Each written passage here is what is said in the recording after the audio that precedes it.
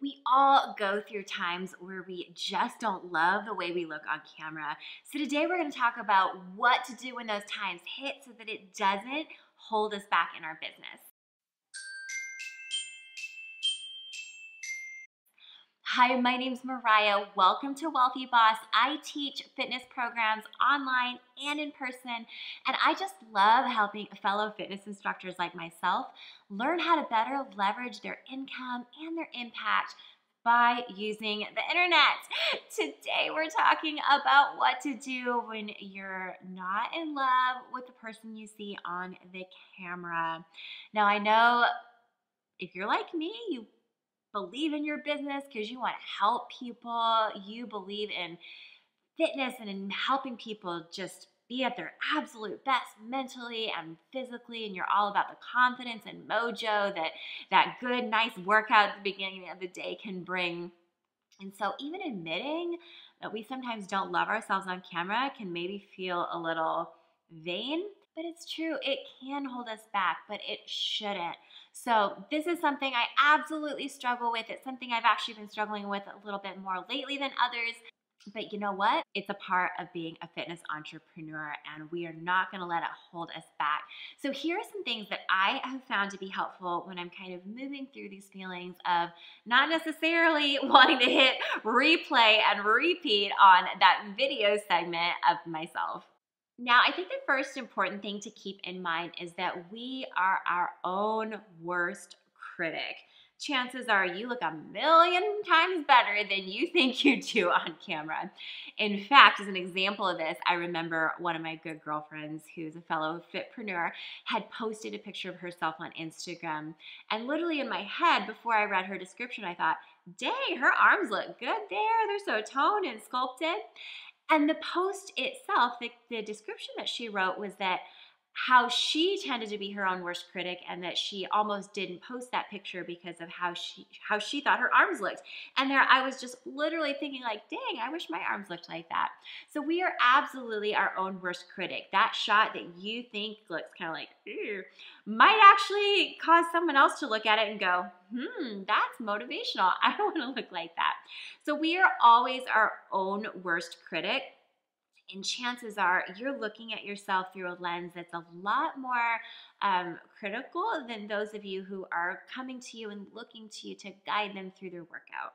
That being said, the second important thing to keep in mind is that the camera actually does add 10 pounds. Now, you can call me vain for knowing this information, but if you're watching this video, chances are, again, we're all in the same boat where we're all bothered by it from time to time. So I actually did look it up, and the camera actually does tend to add 10 pounds than the way we would see ourselves in the mirror, or of course, the way that we look in real life. I can't get into the science behind it. That's for some photographer to explain. So if you know, you can drop that in the comments below. All I know is it made me feel a little bit better knowing that the camera added 10 pounds. And obviously there's lots of ways that we can pose. I mean, my gosh, I am in no way, shape, or form a fitness model. So I know there's tips and tricks on how to like pose and position. I'm not your girl for that. Maybe in a few years I'll learn and I'll teach you. But really, just know that what you appear like in person isn't necessarily exactly what you're going to appear like on camera.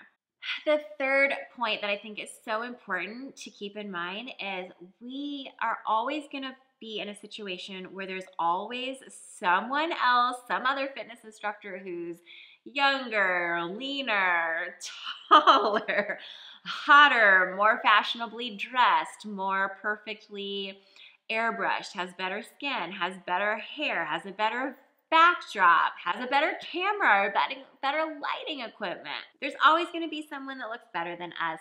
So we can't let that hold us back from showing up and delivering value.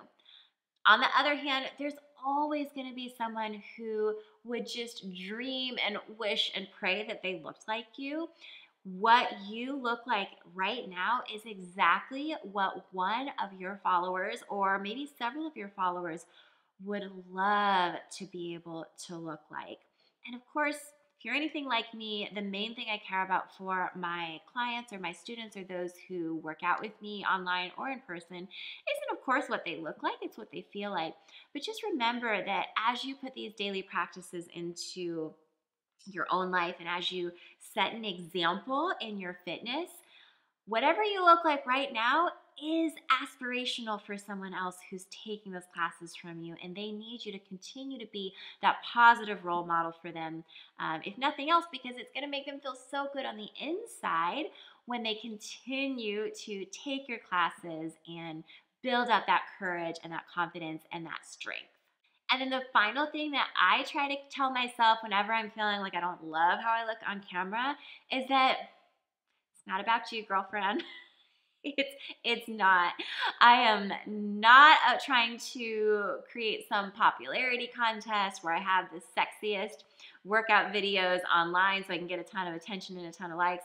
I'm trying to build a business by serving others and helping them get healthy. So if that means that I have to throw in a crop top or a pair of shorts sometimes and show up day in and day out because I'm being consistent. We all have days that we fluctuate, right? Certain days of the month or certain weeks out of the year we're going to be more or less fit, but it's my goal to be consistent, and I would rather show myself as I really am day in and day out, being consistent and setting that example for my students than to only show myself in front of a camera when I've been dieting for 6 weeks or when I've trained extra hard. I used to go down that route. For my very first photo shoot ever, for when I started a fitness brand, I dieted. I got down to under 100 pounds, and I looked good for my photos. But over time, I realized that's not actually what I want to teach. My passion in helping people get healthy is to help them find sustainable ways that they can just build in consistent practice time and again. It's not to get super ripped and shredded for a photo shoot and then maybe fall into unhealthy habits later because we're kind of toggling between these extremes. I really want to set that healthy example of just being kind of that normal, consistent, balanced lifestyle that I want so much for my students who work out with me online. So the more we can remind ourselves, it's really not about us, it's about those that we're serving.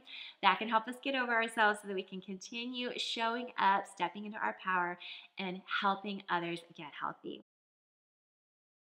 Well, I hope you found this helpful. You can go back and listen to this again anytime you're feeling a little bit insecure about being on camera, especially in the fitness setting. If you'd like a little bit more, if you want to start reprogramming your brain, I invite you to download my free audio affirmations for fitness intentions. Now, I originally designed this as a body positive audio track to help those who are just trying to get healthy and kind of get into seeing themselves as a healthy person. And while you may already have those consistent habits, anytime we can start to rewire our self-talk and our brain state about how we view ourselves and viewing ourselves with positivity and grace and gratitude is always a good thing. So we are not above that as fitness instructors. It's something we still struggle with. That self-image is still something that we need to continue working on and cultivating. So I encourage you to lead by example, work on your own self-image mindset by downloading my body positive audio affirmations for fitness intentions. You can get that at wealthyboss.com/audio, or I'll link to it in the description below. Bye for now.